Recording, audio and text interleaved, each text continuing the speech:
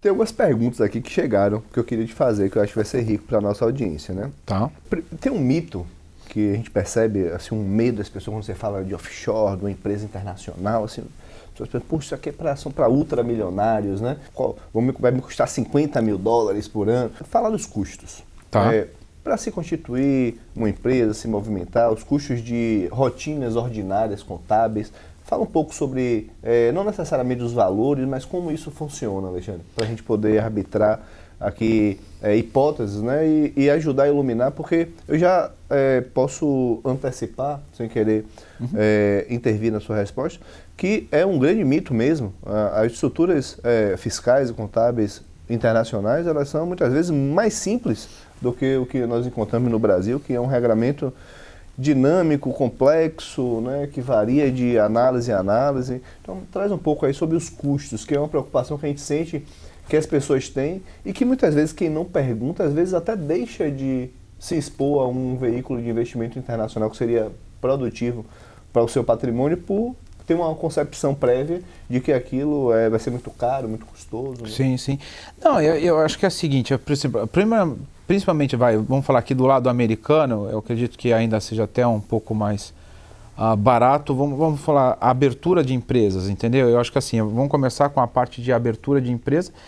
Aqui do lado americano, a partir de $1.250, $1.500, você já abre uma empresa totalmente construída com CNPJ, que é o EIN, com toda a parte, ela redondinha para começar a operar. Uma empresa, se você pegar num paraíso fiscal, vamos dizer assim, as offshore mesmo, que é o nome que a gente utiliza, né, para os paraísos fiscais, aí o valor pode subir um pouco mais. Aí depende muito de cada provedor da ilha, entendeu? Você pode sair de valores... Tem gente que acaba cobrando... Eu já vi empresas aí cobrando $1.000 para mim, uma offshore, só que depois não dá atenção nenhuma para o cliente, entendeu? Aí você vê gente cobrando um pouco mais caro, do qual você tem estrutura. Aqui, o que nós fazemos, geralmente a gente faz esse interface junto com o nosso parceiro nas ilhas. Fiduciário local. Exato, mas assim, o contato do cliente é sempre com a gente. Então, a gente intermedia tudo, seja às vezes por dificuldade com a língua, ou não entender direito o que eles estão pedindo, entendeu? Perfeito. Então a gente faz toda essa intermediação entre a ilha e o nosso contribuinte. E aí o que acontece? E aí lá no Brasil, e agora eles têm, porque até então, principalmente quem tinha as empresas offshores, onde nós dos países, não tinha que pagar impostos sobre os que não tivesse repatriado, né? O que não tivesse utilizado do recurso, dos lucros. E agora vai começar a ser tributado. E eu acho que agora, por exemplo, é uma hora muito importante para você ter um balanço muito bem feito. Mais do que nunca, tá? Porque ali é onde você vai tratar do que você teve de ganhos realizados, dos ganhos não realizados, entendeu? E o que você teve de imposto retido. Porque o que acontece? Uma empresa offshore que investe no mercado americano, quando ela paga dividendos e juros, vamos supor, ele tem uma ação da Apple que paga juros e dividendos. Esses juros e dividendos, ações americanas, lembra que eu falei da retenção? Tem retenção de 30%. Essa retenção, que a gente está orientando todos os nossos clientes, não jogar isso como despesa, e sim como um crédito para a pessoa tomar na pessoa física, porque dá uma diferença absurda. Então, assim, faça um balanço bem feito, porque isso vai interferir brutalmente no teu imposto a pagar lá no final do ano. Eu diria que do lado do Brasil, não só esse custo tributário ele surge como uma nova despesa, mas como o próprio custo de acompanhamento contábil lá de profissionais que dominem essa estrutura internacional para poder fazer adequadamente as prestações de conta no Brasil. Né? Exatamente. Então a regra mudou. Mudou. Definitivamente. Né? Mudou mesmo. Tem outra pergunta aqui que é a seguinte: como as minhas obrigações fiscais nos Estados Unidos podem afetar a minha responsabilidade fiscal no Brasil? Ótimo. Então, e assim, ela afeta, né? Porque você tem que fazer a sua parte para o governo americano, por os seus rendimentos adquiridos aqui nos Estados Unidos, certo? Por outro lado, também, o que você contribuiu aqui, você tem como compensar lá no Brasil. Então, por exemplo, nesse caso que eu te falei, vamos supor o cara que só teve rendimento de dividendo e juros, e ele em empresas americanas e teve retido 30% na fonte. Ele no Brasil tem que pagar 15%. Não tem, entendeu? Acabou. Fala assim, ó, tá aqui, eu tive rendimento, já foi retido, tá aqui, ó, acabou, não devo nada para o fisco brasileiro. E aí, de novo, é onde eu falo, a contabilidade é extremamente importante, né?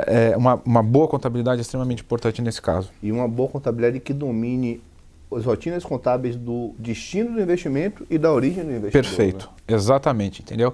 Porque lá você tem que usar, existe a variação de gaps, né? Você tem o US GAAP, você tem o IFRS, você tem o BR GAAP, entendeu? Apesar de que nessas modalidades normais que estamos falando de investimentos financeiros, apesar de falar de gaps, não tem diferença nenhuma, entendeu? É mais aí realmente você tratar da parte fiscal, entendeu? A contabilidade é a contabilidade. O fiscal de como o fisco brasileiro está querendo que você pague ou não certos impostos, é aí onde muda um pouco a situação, entendeu? Mas contabilidade, ela acaba sendo muito parecida desses gaps nesse tipo de modalidade que é investimento financeiro, por exemplo. Me permita um parêntese sobre o investimento financeiro. Há um movimento no Brasil que a Avenue proporcionou, a XP Securities, né, a BTG, de levar muitos investidores brasileiros para investirem aqui nos Estados Unidos, em instrumentos financeiros, em bonds, em equity, né, através das plataformas deles. Contudo, essas empresas elas são empresas de intermediação. Elas não vão para o nível societário do indivíduo, contábil, né? E eu tenho visto muita gente vir para cá na sua própria pessoa física mesmo, investindo em empresas de investimento.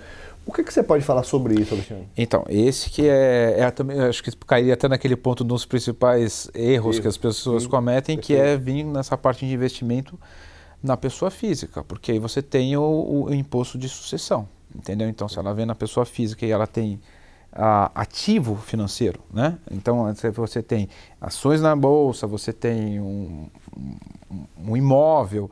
Isso tudo pode ser, você tem lá como é que fala, a isenção de $60 mil, dali para frente é taxado, cara. Perfeito. Então, a gente sempre fala, se o valor for expressivo, monte uma estrutura, entendeu? Se você falar, vou investir $100 mil nos Estados Unidos, ele fala, aí não vale a pena, entendeu? Você vai ter a isenção dos 60, mais os 40, aí você fala, vale a pena, ao invés de ficar mantendo uma estrutura, você paga ali um imposto, acabou, entendeu? Agora, quando começa a passar a ser relevante, você tem que montar uma estrutura, que a gente sempre fala, por exemplo, o cara vai investir no imóvel aqui. Um imóvel, muitas vezes a gente pode falar, ou você monta a estrutura, ou você contrata um seguro de vida para que esse seguro pague esse imposto lá no final, entendeu? Quando você lidar com investimentos financeiros, eu acho que já tem que ter estrutura, entendeu? Independentemente de, obviamente, valor, claro que é relevante, mas assim, aí não acho que não é plano seguro de vida, entendeu? Perfeito. Eu acho que você pode até ter um seguro de vida também, entendeu? Mas aí eu acho que você tem que colocar numa estrutura numa empresa. Uma última pergunta aqui, para a gente ir para o nosso encerramento, sobre revisões e auditorias, né? A pergunta foi, quais são as melhores práticas para eu me preparar para uma auditoria nos Estados Unidos? Perfeito. É comum acontecer auditorias? Não é comum acontecer, tá?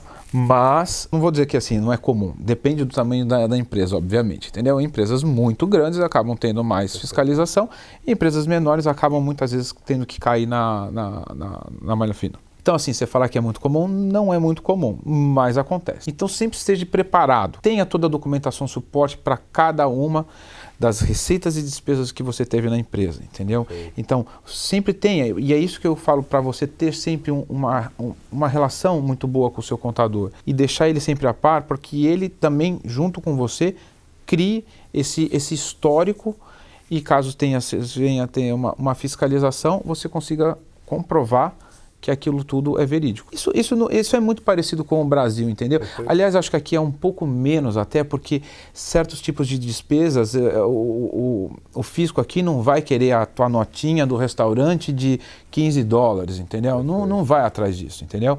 Ele pode assumir ali que o teu extrato bancário falou que você foi no restaurante, ok, entendeu? Agora, obviamente, com valores expressivos, você precisa ter a documentação, suporte para aquilo, entendeu? O ideal é ter uma documentação, suporte de tudo. Despesa, né? Exatamente. Hoje tem uma série de ferramentas digitais que permitem Exatamente. Meu amigo, queria que você trouxesse suas considerações finais aqui para a gente caminhar para o nosso encerramento. Acho que minhas considerações finais são assim, olha, não tenham medo de vir e investir nos Estados Unidos, entendeu? Estamos falando num momento em qual a crise, né, assim, a confiança do mercado no Brasil tá bem danificada, então a gente não sabe quanto tempo vai ter essa flutuação, entendeu?